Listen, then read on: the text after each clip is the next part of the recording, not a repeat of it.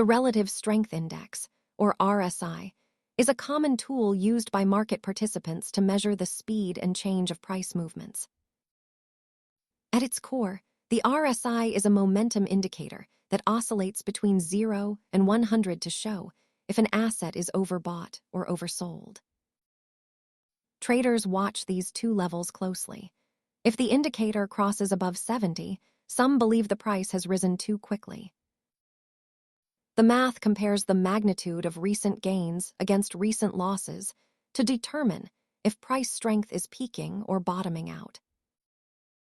While moving averages help you see the direction of the trend, the RSI helps you see if that trend might be running out of steam. In this graph, you can see how the indicator swings. When it hits that 70 mark, it indicates a potential peak in buying pressure. Remember that momentum indicators are just one piece of the puzzle.